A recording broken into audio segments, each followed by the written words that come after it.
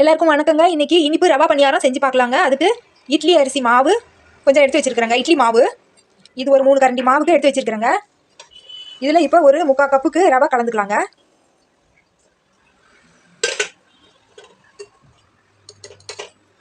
சுக்கு பொடி ஒரு 1/4 ஸ்பூன் அளவுக்கு சேர்த்துக்கலாங்க. ஒரு சிட்டிகை அளவுக்கு உப்பு சேர்த்துக்கலாங்க. ஒரு 2 கல் உப்பு அளவுக்கு. தேவையான அளவுக்கு சர்க்கரை சேர்த்துக்கலாங்க. இனிப்பு எவ்வளோ நம்மளுக்கு தேவையோ அந்த அளவுக்கு சர்க்கரை சேர்த்துக்கலாங்க.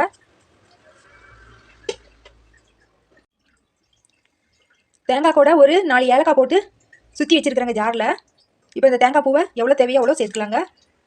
சேர்த்துட்டு கொஞ்சமாக தண்ணி விட்டு நல்லா இட்லி மாவு பதத்துக்கு கெட்டியாக கலக்கி எடுத்துக்கலாங்க. இப்போ தண்ணி கம்மியாக ஊற்றி வச்சதுமா நல்லா கட்டி இல்லாமல் கரைச்சி எடுத்துக்கலாங்க. இது ஒரு 1/2 மணி நேரம் நல்லா ஊறுனாக்க நல்லா ரவை ஊறி போய் நல்லா ருசியாகவும் இருக்குங்க. நான் இப்போ கலக்கிட்டு உடனே தாங்க சுட போகிறேன் வீடியோக்காக. இப்போ அடுப்பில் ஒரு பனியார் வச்சுருக்குறேங்க. எண்ணெய் கொஞ்சம் விட்டுக்கிறேங்க. எண்ணெயோ நெய்யோ நம்மளுக்கு எது தேவையோ அது விட்டுக்கலாங்க. இப்போ ஒரு குழியிலையும் கொஞ்சம் கொஞ்சமாக மாவு ஊற்றிக்கலாங்க.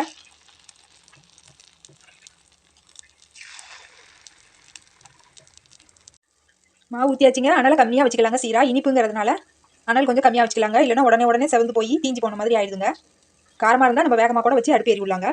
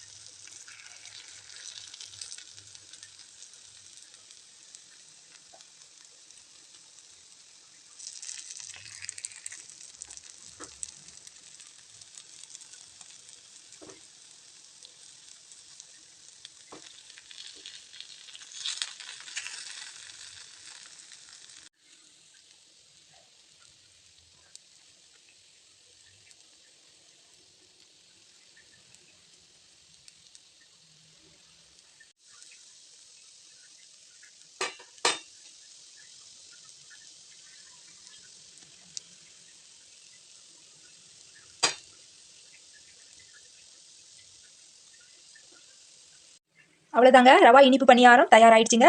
இந்த மாதிரி செஞ்சு பாருங்கள், நல்லா ருசியாக இருக்குங்க. இன்னொரு வீடியோவில் பார்க்கலாங்க. நன்றிங்க.